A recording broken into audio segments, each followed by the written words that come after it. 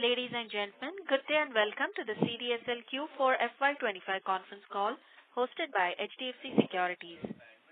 As a reminder, all participant lines will be on listen-only mode, and there will be an opportunity for you to ask questions after the presentation concludes. Should you need assistance during the conference call, please signal an operator by pressing star then 0 on your touchtone phone. Please note that this conference is being recorded. Ladies and gentlemen, please note that CDSL does not provide specific revenue or earnings guidance. Anything said on this call which reflects CDSL's outlook for the future or which could be constituted as forward-looking statements must be reviewed in conjunction with the risk that the company faces. I would now like to hand the conference over to Mr. Amit Chandra from HDFC Securities. Thank you, and over to you. Yeah, thank you, operator. So good afternoon, everyone. On behalf of HDFC Securities, we welcome you all to the CDSL Q4 FY25 earnings call. Today we have with us the management team of CDSL, represented by Mr. Nehal Vora, MD and CEO, Mr. Girish Amesara, the Chief Financial Officer, and other senior leaders. We will start with a brief overview of the quarter by Mr. Nehal Vora, and then we will open up the floor for the Q&A session. Thank you, and over to you, sir. So first of all, I'd like to thank Amit and the HDFC Securities team. A very, very good afternoon and welcome to everyone. I hope each of you and your loved ones are safe and healthy. Thank you for joining us today to discuss CDSL's financial results for the final quarter and the year ending March 31st, 2025. We've posted a detailed investor presentation on our website for your reference. I'm joined by the CDSL Group's leadership team, including the CEOs of all the subsidiaries. Let me start with the industry highlights and then take you through to some of the key aspects for our performance. Financial year 25 has been a record year for CDSL, with our revenues reaching an all-time high of 1199 crores, approximately 1200 crores, and annual profit of 526 crores, with a year-on-year growth of about 25% on the consolidated profits. The Indian capital markets have experienced some amount of movement, volatility in the wake of circumstances. However, despite these fluctuations, the markets had achieved a historic milestone of crossing the highest ever market capitalization of $5.7 trillion in September 2024. The average daily turnover has surged by about 37% in FY25, reaching about 120,000 crores. This growth is reflected in the growth of demat accounts in this year. India has added about 4.1 crore demat accounts in the year, taking the total to about 19.24 crores as on 31st March 2025. CDSL has experienced a 32% growth in the number of demat accounts, reaching a total of 15.29 crores and enjoying a market share of about 79%. To further enhance our offerings for investors, CDSL introduced the unified features in the investor app, MyEasy, earlier in the year. The significant update allows investors to access their information across market infrastructure institutions in one place. I'm also pleased to announce that electronic consolidated account statement has been successfully integrated in various apps also as on 1st April. CDSL also successfully executed the second edition of the CDSL Annual Symposium in February, where the theme is Reimagine CapTech and the Future of Capital Markets. We were honored to have the late ISRO chairperson, Dr. K. Kasturirangan, as a chief guest. It was his last public event. I would like to reaffirm that CDSL's focus remains on enhancing the capital market ecosystem by enhancing efficiency, trust, and transparency. We are focusing on #Atmanirbhar Investor focused approach while striving for innovation resulting in consistent and sustainable financial and business performance. Before I hand it over to our CFO, I'd just like to say that the growth of the Indian securities market over the past year has been extremely encouraging, and it showcases India's potential and a journey towards Vikasit Bharat. The market, with its ebbs and flows, has shown incredible strength even in this quarter, as we owe it to a strong ecosystem who put their constant faith in us. My appreciation and gratitude to all our stakeholders, our regulators, depository participants, issuers, investors, all other market participants, market infrastructure institutions, and all employees. Thank you, and over to you, Girish. Thank you, Mayor. Good morning and good afternoon to all of you.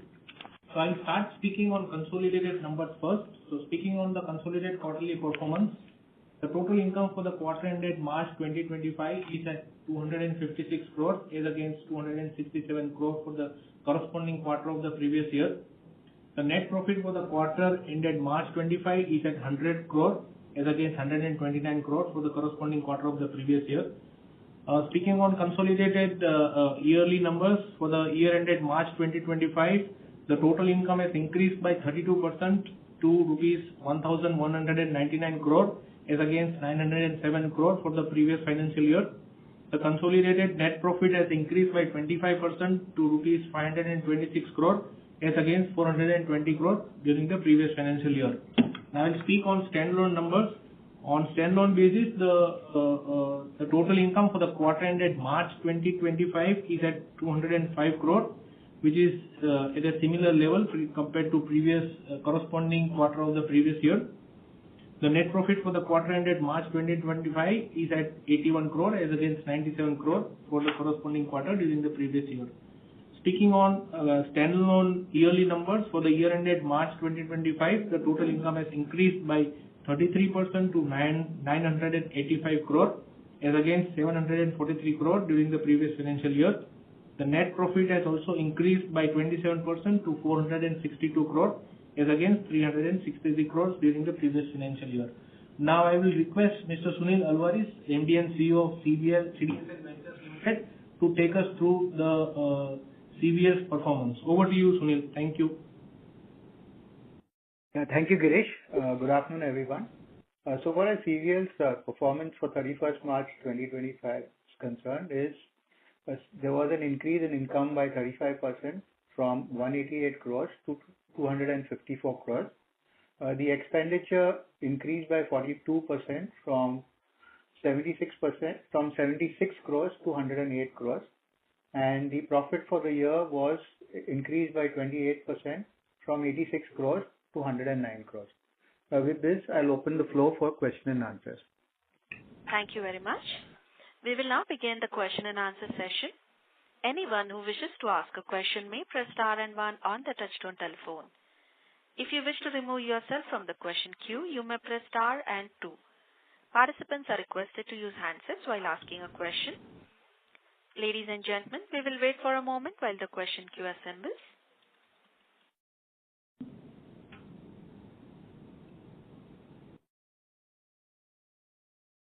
We'll take our first question from the line of Supratim Datta from Ambit. Please go ahead. Thanks for the opportunity. My first question is on the cost side. So the technology cost for FY25 in the fourth quarter was similar to what you had spent on an annual basis in FY23. So could you help us understand where is this technology spend really going towards? What proportion of this would be recurring versus what proportion of this would be one time? That would be very helpful. I understand you have talked about technology costs previously as well, but given the magnitude of increase here, some kind of granularity would be very helpful for investors. The second question would be on the KRA business. Now, recently, the SEBI chief had indicated that a centralized KYC system is being implemented and it could be in practice pretty soon. In that scenario, what is the benefit of a KRA system, or would the KRA system get subsumed within this CKYC, which gets implemented across the board, and hence, how would that impact our, CDSL's pricing ability. If you could give some color on that, that also would be very helpful. And lastly, on the dividend payout. Now, the dividend payout ratio was around 50% versus 55-60%. Any reason for a reduction there, given you are not using that much of cash? Those were my three questions. Thank you. Okay. Thank you, Supratim. First, on the technology spend, I have been saying that we're in the process of building and consolidation. It's all on all the core aspects. It's the hardware, that's the infra, the applications, the security, and the connectivity. And that's a process which we are going through to obviously bring in newer tools and techniques so that the market can really benefit from better tools and technology, speed would go up, etc. But the intent being is that we are market infrastructure company, and technology is one of the key building blocks, and it would need a continuous assessment of newer tools and newer techniques so that the market will benefit from that. I don't think we give out in the public domain as to what is one-time versus a recurring expense, but we have kind of maintained a steady percentage as part of the revenue on the technology costs. And basically, the regulators' expectations also have been to ensure that the newest technology is being deployed. Whilst this is a policy nudge, but from our end, we continuously assess and improve upon our technology infrastructure on a very, very serious note. As regards the second question on KRA, it's a process which is the same interview of the SEBI chair also talks about the efficiency of the existing system. We will have to wait and watch how that really pans out because it's yet not come out. It is all work in progress. So we will see how it goes. But I'm sure that all the aspects will be taken into consideration before we move forward. And the third one on the dividend payout, I think there has been a calculation error at your end. We are about 61%, 61.3% payout. So we've continued to maintain our policy guidance on dividend payout at 60% of our operating profits. In fact, it's slightly more than that this year. Thank you. Okay. So just, one follow-up on the technology bit. I do understand you don't give out the recurring and non-recurring, but can you give us the split of, hardware, how much of the spend would be on hardware versus application? We don't give that because see, there is, I'll tell you why we don't give it, Supratim, because it's a combination, it's a fusion cost. You cannot segregate what is infra versus application. There is some which is mixed cost. So it would not create a right differentiation, and it is not right to even differentiate. The important thing is to ensure that the systems remain strong and the systems remain modern. Whatever it takes to do that is been our intent. Whether it is at the hardware end, network end, security end, or the application end. Whatever it takes to ensure that the intent is good. Okay. Yeah. Then maybe let me ask it in this way that, where are you in this journey of modernization? Is the modernization complete or, you are 60%, 70%? Where are you in this modernization journey now? I think you can ask any company. Nobody will say they are completely there in the modernization process because it's a process of continuous change. The largest companies also are continuously changing. Techniques evolve, methodologies evolve, products evolve, and tools evolve. So I think it is in a constant state of work in progress because the intent is to ensure that the modern infrastructure is provided to our clients and to the market. Got it. And the dividend payout ratio that you're saying, is that on the standalone or is it on the console? Standalone. It is on maybe standalone. It has. Okay. Okay. Okay. Got it. Okay. Yeah. Thank you. Thank you. Thank you. We'll take our next question from the line of Prayesh Jain from Motilal Oswal. Please go ahead. Yeah. Hi, good afternoon, everyone. Just extending the question of the previous participant on technology. So how much of it is going towards capacity built up, and how much of it is towards efficiency built up? So generally, the reason I am asking that is the capacity built up spend would be probably be like a one-time spend or a spend that would get added, and then probably will come again once you have reached those thresholds. So is there a spend towards capacity built up, or it's purely based or purely for efficiency built up? So Prayesh, the way I look at it is that there's a popular Hindi saying that "आप फल खाओ आप पेड़ क्यों गिन रहे हो?" It is efficiency. Whether that is due to capacity build-up, because efficiency is also a function of ensuring adequate capacity. But it's not only capacity, it's about ensuring how the application works. It's how the security works. So it's a combination of what? The intent is ensuring efficiency, intent is ensuring modern infrastructure, intent is ensuring the modern tools, so that the market and the stakeholders are always subject to the newest form of technology.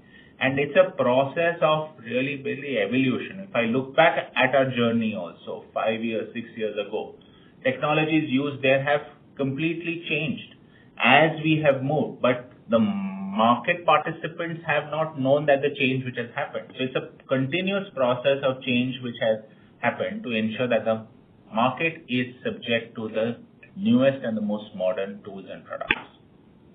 So is it fair to assume that as a percentage of revenue, this would sustain? I know you don't give forward-looking guidance, but for us, it becomes very important to understand whether we should model it as a percentage of revenue, or how should we look at it? So you should look at our past and then take a call. I'm sorry, I really would not be able to give you the future because we don't give future guidance as a policy. Sure. The other question is on the online KYC business. Could you explain it to me, how much of it is coming from demat accounts and how much is it coming from non-demat accounts? Or it's purely demat accounts? See, if you really look at the KYC business, for us it is very difficult to say whether it pertains to the demat or say to a mutual fund account, because when an entity fetches this, he could be a broker who's also having demat, who's also a DP for demat services. So whether he's opening it for mutual fund or whether he's opening for securities, I don't know, because the investor may be taking a delivery of the mutual fund in the physical form. So it's very difficult to give you that answer. And also, Prayesh, in addition to what Sunil answered, I think the intent is again that CVL is being built to stand on its own 2 feet. So whether it is demat account or non-demat account, the intent is it should be independent enough to stand on its 2 feet. And that is how we have really progressed. If you see the way both these, despite being 100% subsidiary, we give it the requisite freedom, flexibility to grow, to ensure that the shareholders of CDSL are benefited by both the growths, not only of CDSL but of CVL also. Right. Any other adjacencies that you're looking at to kind of get into on the BFSI space where you can get more KYC revenues? So that's again a process of future. It's all very regulation driven. And I think as the journey of India is really embarking on public infrastructure, moving to a technology base, I think the process is something which we are all basically hopeful in the future. But how much that will impact, what products, all that is all futuristic. It is all regulation driven. It is how the regulation policymakers will kind of create that framework in which it will pan out. But I think the overall theme and the trend is that more and more people are joining into this fold, and that is what we all have to hope for and pray for. Okay. Last question on the charges for both transaction and the issuer charges. Any representation to the regulator, especially for the issuer charges, to increase the prices or anything that you can let us know? We will, it is all again between us and the regulator. We don't generally reveal that in the public domain. But as and when a final call would be taken, that would be kind of announced to the market. So we will all have to wait till then. Got that. Thank you and all the best. Thank you. We'll take our next question from the line of Amit Chandra from HDFC Securities. Please go ahead. Yes, sir, thanks for the opportunity. My first question is on the KYC revenue. Obviously, there has been a fall in the last 2 quarters, and it is because of the market slowdown in the account charges. But if you see our account numbers, it has been increasing over the last 2 quarters. So in the KYC charges, if you can provide some color in terms of what has led to that steep fall, is it the fetches have come down considerably, or is it because of any other being in terms of discounts being given to the brokers in this, or if you can provide some breakup of the fetch versus account opening in the online data charges. So before I ask Sunil to answer, I think Amit, overall the market volumes, delivery volumes, growth in demat account has all seen a muted response we've seen in the 4th quarter. And I think that is kind of the overall impact on CVL also. But I'll ask Sunil to take that question now. Yeah, so like what Nehal just said, that the number of accounts anyway has dropped not only in the last quarter, but in the last 2 quarters we've seen a drop in account opening, has also with mutual fund investments and also with IPOs which have come in the last 2 quarters. So typically, even if the account openings would have gone up, it could be more because of some fetch records, etc. But overall, we've seen the number of records itself which are created have fallen down, as well as the number of fetch records also have fallen significantly. So that's what has led to the drop in income. Okay. So in terms of the fall, like what I was trying to understand is it more from the fetch activity, that because as far as my understanding goes, fetch was 70-80% of the overall revenue. So has that come down significantly in terms of the mix? It's more or less in line with what is the creation, So in terms of percentage, it's almost the same, you could say. Okay. And also in terms of the IPO and corporate action, obviously, it is market linked and there has been a sharp fall. But still, in terms of the mix between the IPO and the corporate action revenue, what explains the sharp fall? Is it only IPO, or is it the combination of both? And is there any is there any component in this revenue stream which is recurring kind of? No, if that question is directed towards CDSL, I think we don't look at it as IPO corporate action. We look at it more as everything as a corporate action in CDSL. So maybe Nehal would like to answer that. Yeah. So could you repeat that very last part? I couldn't hear your last sentence. Also, I was just trying to understand that the mix between the IPO and the corporate action in this piece, and what has led to the fall maybe in the last 2 quarters. Is it a combination of both, or any one part has gone down significantly? So it's overall market impact. The impact is across both those teams. We don't give that different categories in the public domain. But to answer your question, it is the overall impact of the market. Okay.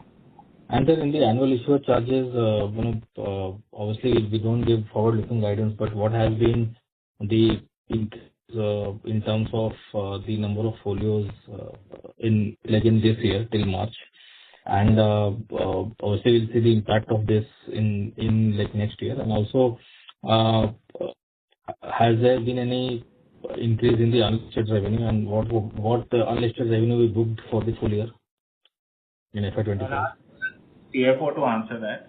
See, we had disclosed that in the first quarter, and it throughout the 4 quarters, it almost remained the same. We had disclosed that 2,276 crore folios that we had built. So for the revenue for unlisted for the full year, I want. Unlisted revenue for the full year is at 35.95 crore, so almost 36 crore. Okay. And obviously, lastly on the insurance piece, we have finally tied up with LIC. Any progress on that? If you can throw some more color on that. So I'll ask Latesh to answer. Yeah, hi, Latesh here. So basically, it's just the sign-off which has happened. Integration work is in progress. So we are expecting that. I'm sorry, sir. You're sounding very distant. LIC sign-off has happened between the IRs and integration work is in progress. We are expecting LIC to provide us the resources to do the integration work. There, as of now. Okay, so thank you. Thank you. We'll take our next question from the line of Madhukar Ladha from Nuvama Wealth Management. Please go ahead. Hi, thank you for taking my question. Just on that number that you just said, 2,276 crores, is that number correct? Of course, yes. Right? No, I'm just I was not clear on the number. So that is the number of DMAT. That is the number of folios, which is basically number of scripts into the DMAT accounts. Like, I wanted to understand the context of that number. See, as per SEBI circular, we have to raise the bill based on either slab basis or on the folio basis. Now, this folio, how it has to be worked out, it is an average of last full year, which is held in any DMAT account for any company. Understood. So, okay, got it. And then I'm not sure whether you gave the unlisted revenue number for FY25. I just said unlisted revenue from issuer is 36 crore, around 36 crore for the full financial year. Got it. And this quarter, we saw a little bit of jump in that number from, like, you were doing about 81 crores, but we did about 87 crores. Is there any one-time sort of processing fee, etc., in this quarter, or on an overall sort of basis, because a lot of unlisted companies have also come into DMAT in this year? So is there any one-time processing fee in the annual issuer charges that if you could share that number? So for unlisted companies, we charge a one-time processing fees of 15,000 per company. Okay. So what would that total number be? To answer your question, it's again a combination of both, more companies coming on, and it's actually that more companies are coming into the field. So that continues as our journey as we. Got it. So that's it from my side, and all the best. Thank you. Thank you. Thank you. We'll take our next question from the line of Santosh Keshri from SKK HUF. Please go ahead. Thank you, sir, for taking my question. Let me hear you. Yes, we can hear you. Please go ahead. Okay. Yeah. So, hi, Leon. I have been a shareholder since 2015, and I have been really looking at the performance of the company for a long time. So I have two questions. One is about insurance repository business, where we can see that our nearest competitor is enjoying a market share of more than 40% now, and they are having additions of something like 1 crore policies with EIA accounts close to 10 million or so EIA accounts. So somehow we do not see the same kind of performance and same kind of jing in CDSL repository. And also our PowerPoint presentation about insurance repository didn't cover much of the details. It just gives a little bit of numbers. It doesn't say that what is the revenue that we are earning, how many general insurance companies we have tied up. Like last quarter, we said that we have tied up with 48 companies. This quarter, we are saying the number has reduced. So my point is that we are sort of not given extra numbers for us to assess the business, or maybe the business is not being given full attention in terms of better performance and the kind of action that we are seeing in the market. That's not seem to be happening here. So I'm concerned from the point of view of being a long-time shareholder. That's my first question. Sure. You want to finish both questions and I can answer that? Sir, the second question is a little longer. So let's discuss this and then we'll come to the second question.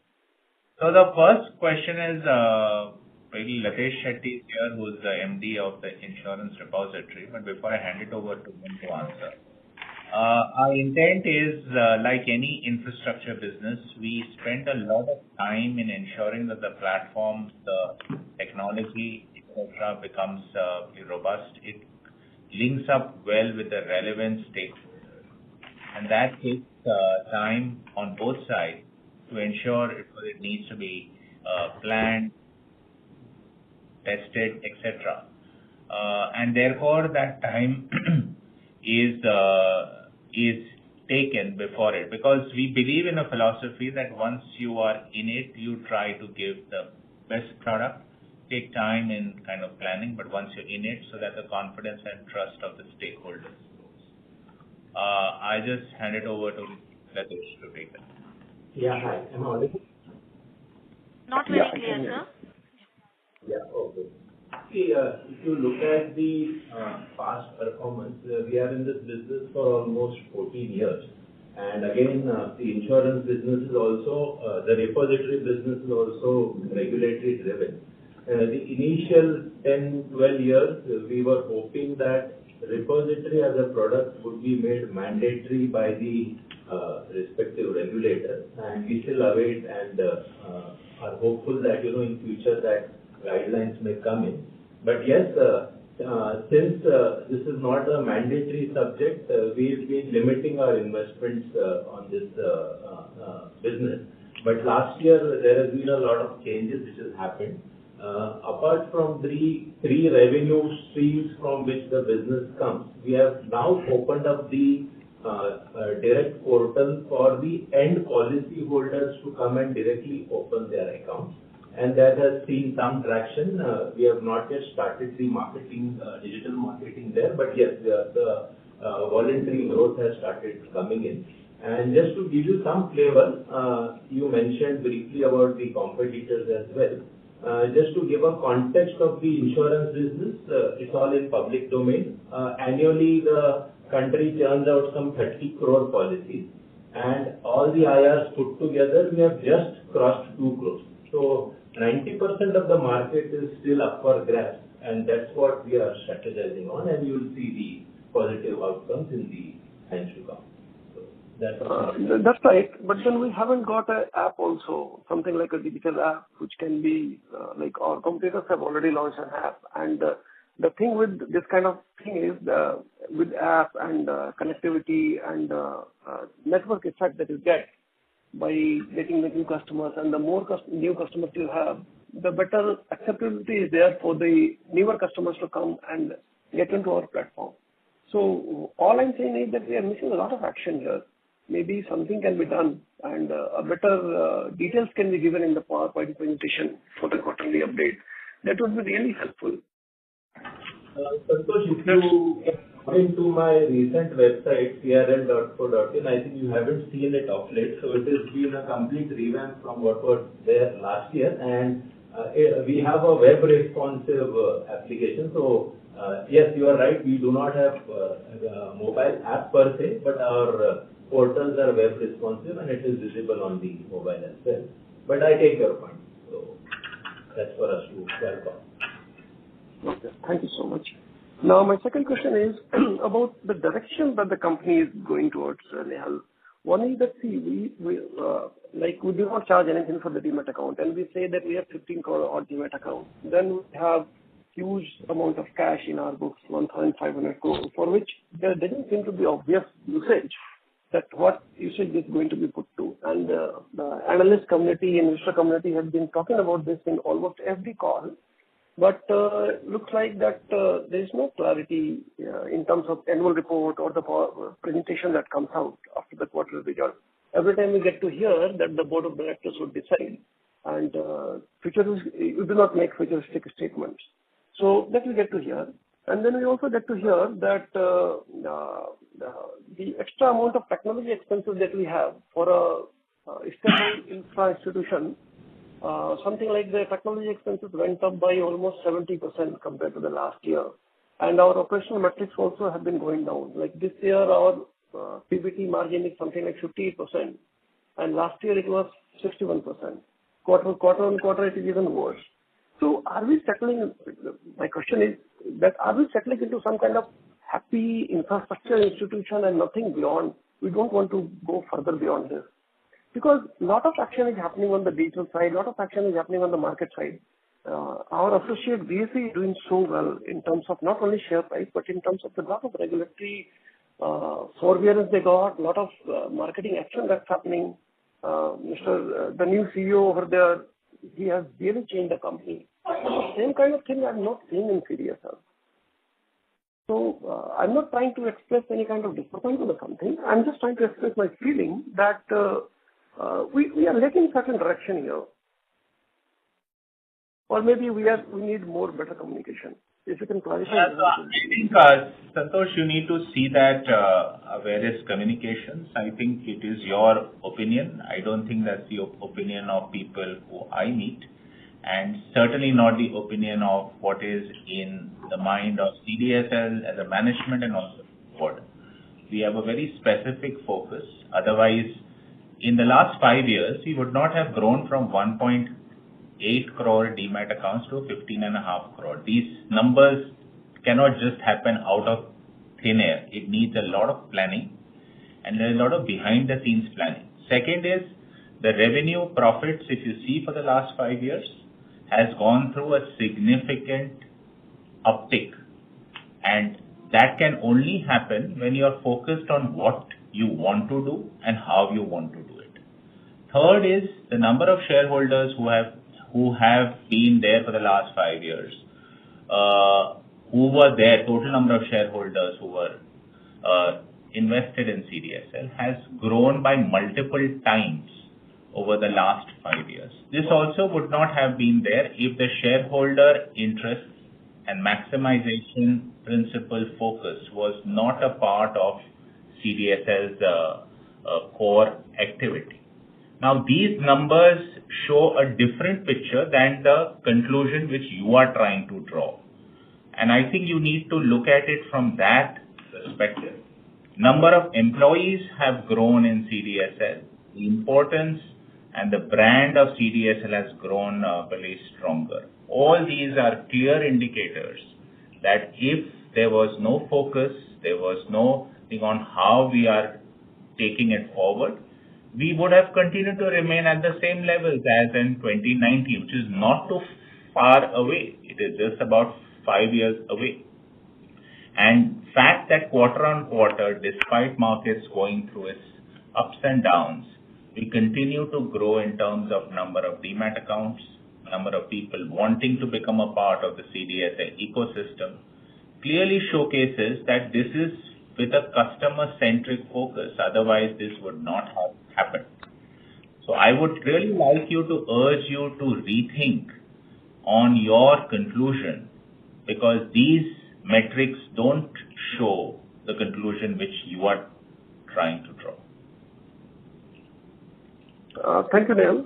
But the thing is that though we are being customer-centric, are we also being shareholder-friendly? If that is also being taken into account, it will be really helpful. I do not want to go beyond this, but So I'm sorry. that's something I wanted to highlight.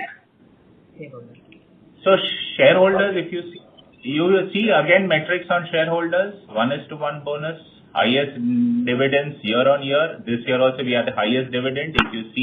If you factor in the 1:1 bonus, a 25 rupees share, if you want to compare it to previous year. So it's 10 rupees 50 paise, you have to multiply it by 2 to compare it with the previous years. And it is the all-time high dividend which has been given. Despite last year we had given 19, which was a 60% profit plus a 3-year special dividend because of 25 years. This was taking into consideration the shareholder interest. And we have beaten that also this year because it's 22 rupees, which was last year with a 3-year special dividend for 25 years. This year we're giving a 25 rupees dividend to shareholders. Had we not been shareholder-centric also, these numbers would not have come in. Yeah, got it, man. Thank you so much. Thank you. We'll take our next question from the line of Siddharth S. from YK Money. Please go ahead. Hello, sir. Thanks for the opportunity. My main thing as a concern would be that, the Q2 of your, company last year did really well. There has been a dip in terms of both YOY and QOQ quarter. You can just highlight, what led to it and what the trajectory going forward would be. And on an approximate, number-wise, math, what growth rates can we expect in CDSL's overall management as a whole? So one is, Siddharth, we don't give future guidance, so I'll not be able to answer what is the future. It is for each shareholder to assess for themselves. But to your question on why Q2 was higher and Q3, Q4, is because the overall market volumes have dropped. The delivery-based volumes have dropped. An important metrics which one needs to look at is the delivery-based volumes on the stock exchanges, which shows the market participation, which culminates into delivery. And that's what is important from a depository standpoint. Our business is in long-term, products are that people take more and more shares into delivery, and that's how we are promoting a culture of also people staying long-term in markets. And also as an infrastructure institution, it's important to understand that we are building the right building blocks so that when we saw the spurt in volumes post-COVID, during COVID and post-COVID, CDSL was able to withstand that higher volume and continue to work seamlessly. So I think that is where our focus and intent is, that under all circumstances, we have to keep on ensuring the value proposition to the markets. And when the market volume spurt, the infrastructure should be equipped to handle that excess volume. So that's where our focus is.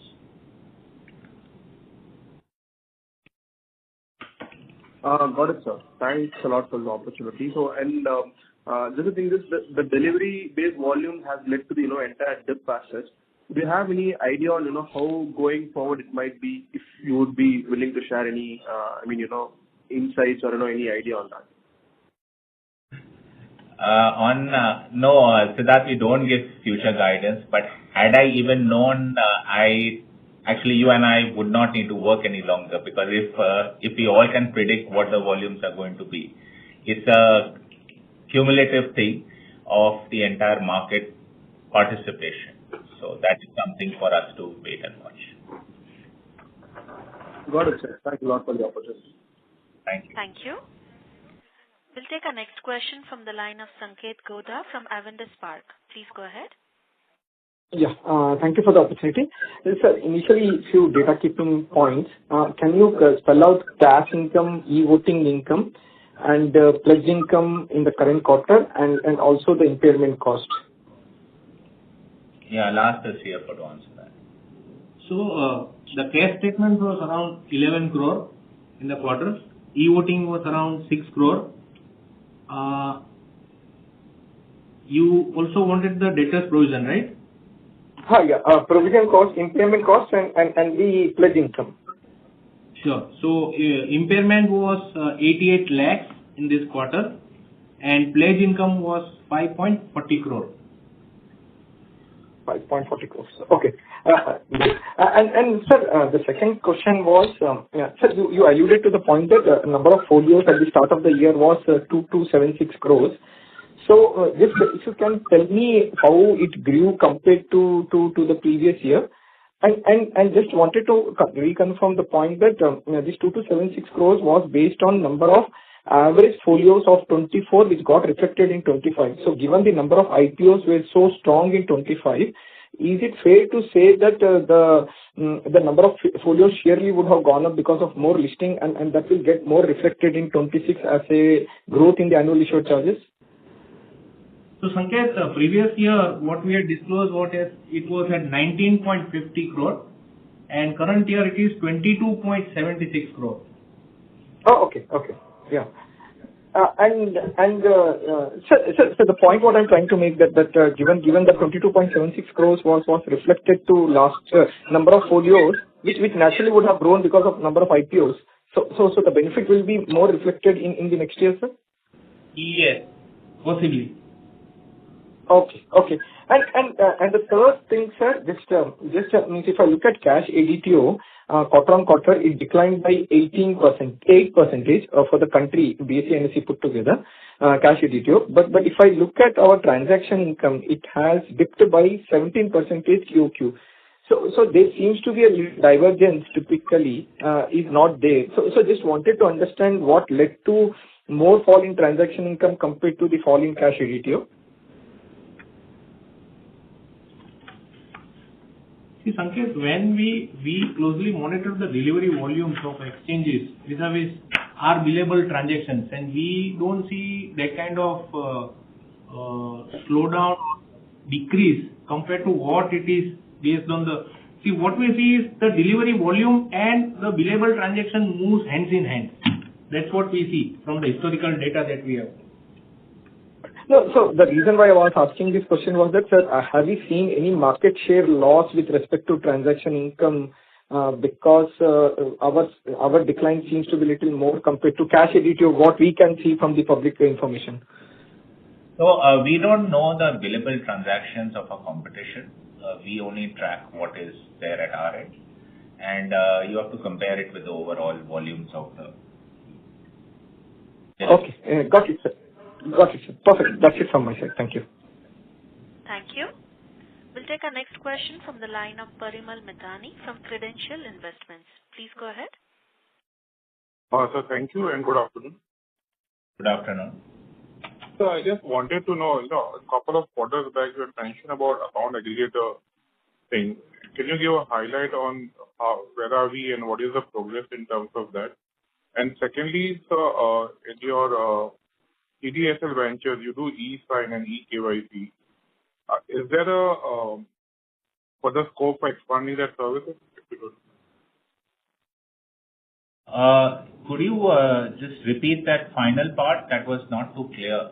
So in your CDSL ventures, you do e-sign and e-KYC, and I think there is significant traction in both of that. If you can expand, how do you plan to go ahead? Yeah, we don't give future guidance, but I'll ask Sunil to answer the second question. But before that, on the first question on the account aggregator, we are part of the account aggregator framework. There is something called an FIP or Financial Information Provider. CDSL was first amongst the kind of the ecosystem, at least in the securities market, one of the first which has become a part of this FIP. And we have been continuously giving that. So that is what our role is. So wherever data is requested by investor through the FIU or a financial information user, it gets routed through the account aggregator and comes to us, and we provide that information after ensuring the relevant security checks, etc. So that's what our role is. I'll ask Sunil to answer the second. Any revenue stream from them? If you can, is there anything or is just add-on value-added service? Yeah, revenue as of now is not yet been there. It is in the process of getting formulated because these are really early days. But I think there is some discussion which is going on, but how much it will fructify and all that is yet to be seen. Okay. Yeah, on the second part, with regard to the traction, what you're seeing on the e-sign and the e-KYC business is that so far as e-KYC is concerned, the intermediary like the DPs, etc., need to be registered as a sub-carrier. Currently, they are using DigiLocker for these services, but we are seeing some intermediaries who have registered recently, and once they start off in this financial year, we will see more revenues coming in from there. On the e-sign business, the way it functions is that we do not tie up with the end customer who's a participant or the broker, but there is a third-party service provider who gives the entire onboarding solution to the end client, and e-sign is just a part of it. So basically, we have tied up with a couple of such third-party service providers, and we are looking at adding more such service providers. So once we add some more, definitely we'll see an increase in income out there as well. Okay, sir. Thank you. Thank you. We'll take our next question from the line of Sanket Godha from Avendus Spark. Please go ahead. Yeah. Thank you for the opportunity again. Sir, one small clarification. You said 22.76 folios. If I multiply by 11 rupees, the revenue comes at 250 crores, but what is reported is 326 crores. So the difference between 250 crores and 326 crores is predominantly explained by what, sir? See, Sanket, you have to look at the SEBI circular. We have to build the company based on folio and the capital both. And apart from that, we have unlisted companies also. So everything put together is the final number which is there as an annual issuer income. What you had limited, what you had asked was only the folios. Right. Okay. So basically, where you charge the fixed fees and basically what you charge for the listed companies, which could be much higher compared to number of folios what they have, explains the difference between two numbers, right, sir? It's a combination of both. Okay. Got it. Perfect, sir. Yeah, thank you very much. Thank you. Ladies and gentlemen, to ask a question, please press star and 1 on your phone now.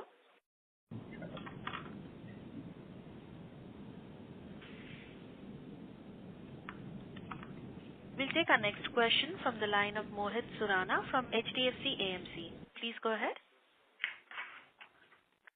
Hi, sir. Can you also, the way you gave 22.76 crore number for the last year, could you give the number for this year? That would be possible only in next quarter.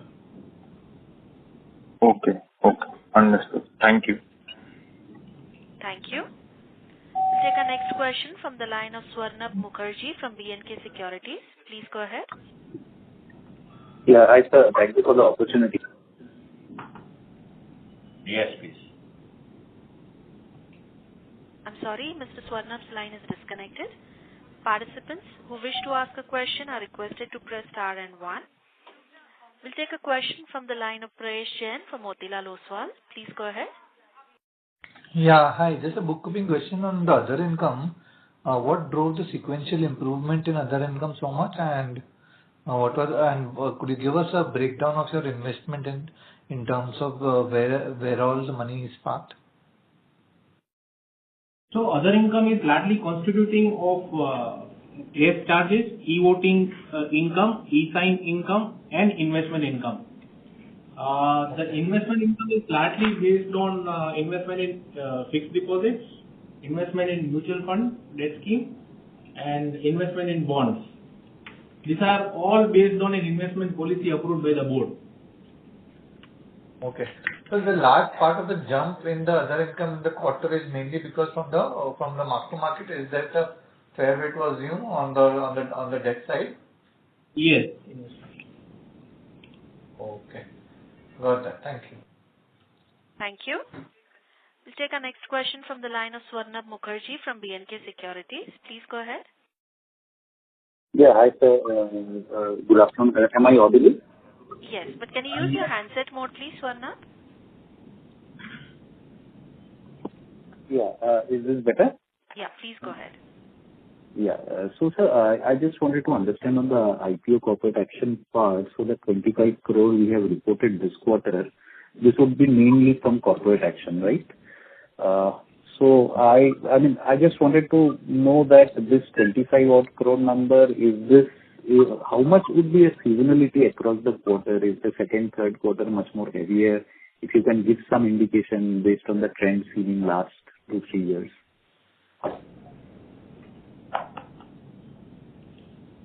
Another sales per answer. So the IPO corporate action income is largely based on the IPOs that comes in the market. So it is directly linked with the market activity in terms of the IPO that gets within the quarter. So if you ask us a seasonality, it is directly related to the market. Yeah, and also right. Yes, sir. Please go ahead. You have to look at the past to see which quarter has more, but I don't think there's any specific trend in that. It depends on market. No, right, sir. I just trying to understand that since in fourth quarter, since you don't give the breakup of IPO and corporate action in this fourth quarter, I think the contribution of IPO income would be quite negligible. So just to understand only the corporate revenue from the corporate action. So this is a 25 crore number is a good number to work with. So I just wanted to understand that if I were to think about the same head only from the corporate action in second and third quarter, for example, where there were a lot of IPOs, but additionally was there also a higher seasonality of corporate action? So the corporate action number in second and third quarter would be more than significantly more than 25 crores, or would that be near about? See, again, what kind of, there are lots of corporate action, like share split, bonuses there. Now, there is no seasonality on that also. It depends all on each company, and I don't think that can be predicted. If somebody is willing to do the past research and come out with some findings, that's a different matter, but we don't see it that way. We see it again, our intent is that platform should be robust and stable, and so that people, whenever they want to come, they can come. It is like a road, like the road has to ensure its value proposition, it has to ensure its security, so that cars, as and when, whether they come in the middle of the day, middle of the night, whether they come more in January or they come more in March, that is not the focus on how a company who makes roads is going to focus. We have a similar kind of a focus on how we really structure and plan ourselves. Yeah, right, sir. Understood. And also, sir, so if I were to think between your, the demat in your custody, so just as a, conceptual clarification, so if there is shift of folios, say, from a retail participant towards more institutional participant, then how would that impact our, say, annual issuer charges? If you could give some color. So the rules are there in the public domain. Number of folios, it's a combination of various factors on how issuer charges are getting charged. So it is the fulfillment of those conditions. It's not only folios, it's a combination of various other factors also. So that will have to be assessed. It can give a simplistic answer as to if there is a trend, a change in trend, etc.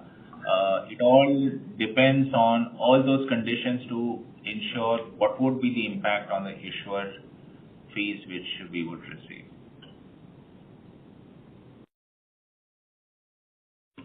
Thank you.